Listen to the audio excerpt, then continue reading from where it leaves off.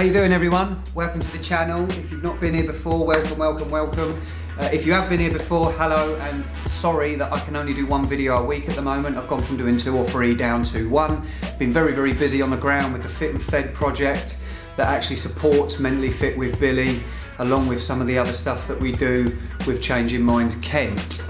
So today we are going to be talking about protein. I'm going to keep it very simple.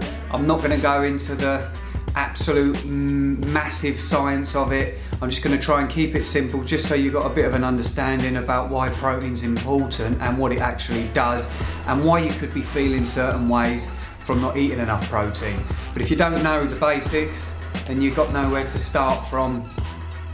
And if you've got nowhere to start from, you're never going to finish, and you're never going to do it anyway. So without further ado, I'm going to jump straight in and talk about proteins now. So, jumping in then, understanding protein. Protein, along with fats and carbohydrates, are collectively known as macronutrients. Your body actually needs more of these on a daily basis than micronutrients in the form of vitamins and minerals. Protein plays a vital role in recovery, muscle repair, and also building muscles and keeping you strong, or helping you gain more strength whilst training and consuming more proteins. And just consuming protein, even if you're not training, is going to help you recover. If you have a strenuous day or something, you know, you might be a bit busier at work, it's going to make you fitter, it's going to make you recover more, and it's all round just better for you. Protein is basically the building blocks of the body. Everything that gets made in our body, our cells feed from proteins and amino acids. So your skin's affected by this, your nails are affected by this, also your hair. Lots of different things when you're eating proteins are going to get better and also stronger. That's why you get someone, when they may be protein deficient, their hair's quite weak, or their nails aren't very nice, they won't grow, stuff like that. Believe it or not, also transporting oxygen through the bloodstream, the proteins are used for as well, which is also very important, especially if you're training again. An athlete needs to get oxygen fast into his muscles, and that's why you don't get fatigued as quick. So if that's not happening, obviously that's why you get fatigued. You need oxygen straight through the bloodstream, feeding the muscles. Protein's also very important for the metabolism and hormones. And what people don't actually realise is the body can also use protein as a source of energy when fats and carbohydrate stores are low. Each protein has a specific combination of amino acids. That makes it unique, and this construction dictates what the protein does, or its function if you like. Amino acids are divided into 2 classes, essential and non-essential. Essential amino acids can't be made by the body, and they need to be taken through your diet. These essential amino acids are very important to active people because of their muscle protein synthesis. And on the flip side, non-essential amino acids can be made by the body.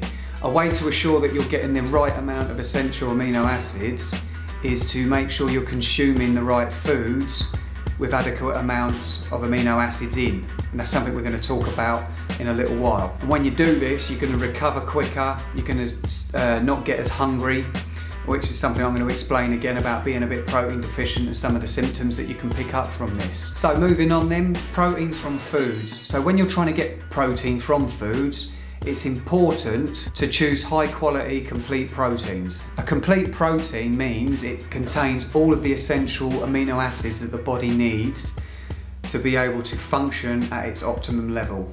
Examples of complete proteins, we all know the normal ones like animal proteins, so your beef, chicken, fish, pork, dairy and eggs, and also you've got soy from plants, which is also a protein as well. Of course, there are many other plants that also contain proteins, such as beans, peas, lentils, nuts, and many more to go with it. There is a bit of a debate in these days about meat proteins and plant proteins and which is best and which isn't. I'm not going to get into that debate. One thing I will say is what I do is I have meat once a week. I try and limit my dairy. I found my performance was a lot better when I did that myself, and it's just trial and error, sorry, can't even get my words out.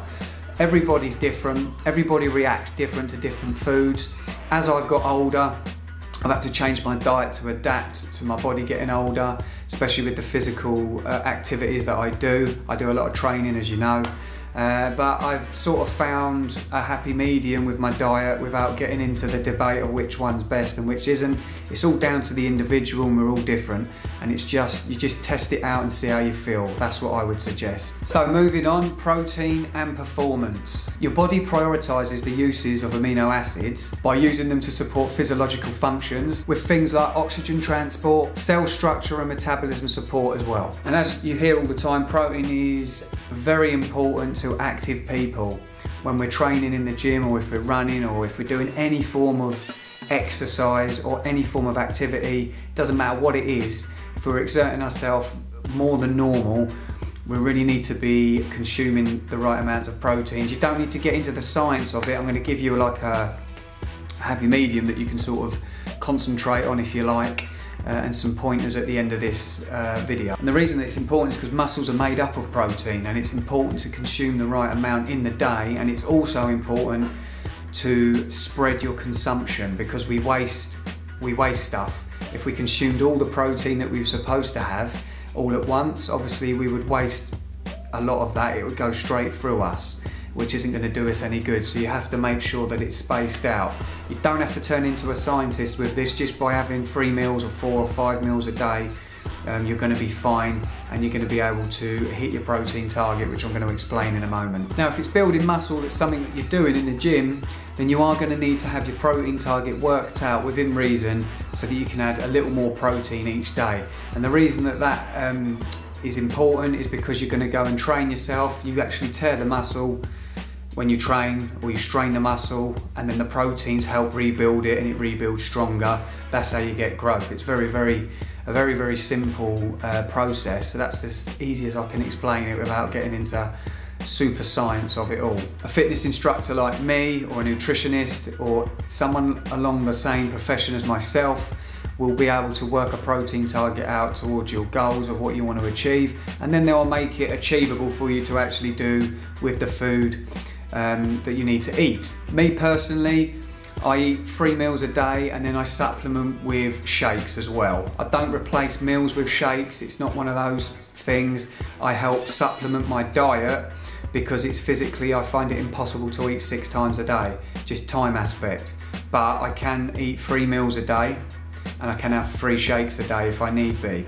I normally have a 3rd shake, would be after I've trained basically, and that will get me enough protein in my body. It will also keep me recovering at night when I'm asleep. Very important with sleep. You have to make sure you're getting regular sleep as well. If you're training and doing those sorts of things, that's the sort of stuff that you need to be doing. If you're not training, don't worry too much. This video will benefit you. You can sort of work out roughly how much protein you should be having, you know, on a rough scale. As long as you're eating anything between 70 or 80 grams a day, you're going to be fine if you're not active. If you're active, it's going to have to go up, and it's normally worked out a pound of muscle to a gram of protein, and if you're training in the gym, it's normally times by 1.5. So there's the end of another video. Sorry again that I can only do 1 video a week at the moment. Hopefully I've explained it in simple terms, what protein is, what it does, and how you can maybe help hit your protein target. One of the things that I didn't mention actually is, if you're protein deficient, it can also make you crave at night. So if you've got a sweet tooth or a savoury tooth and you're itching to get in the cupboards at night, it's normally something to do with that. Either you're thirsty or you're protein deficient. Next time that happens to you, just think to yourself, right, what have I eaten today? And you might be able to rework it back and just find out that, oh, actually, I know that I could I need to eat a bit more, basically. I'll give you an example of it. If you're starving hungry and you try and eat a massive tub of Greek yogurt, you won't be able to do it. You'll get full up too quick. You'll probably want to be sick actually, and that's because you're getting enough protein and it's making you feel satisfied. It's very important to be satisfied. That's why people keep going to the cupboards, or you keep eating sort of empty foods, I call them, or the industry calls them. Why someone keeps going back for more is because they're not getting any of the nutrients that their body needs, and then their body's saying, oh, we need to eat again. So it's very important, so just take that on board. Again, if this is the first time you come to the channel, thank you for watching. If you've been here before, please share this video, like it, smash the subscribe button if you like, and you know what's coming next. I will see you on the next video. Peace.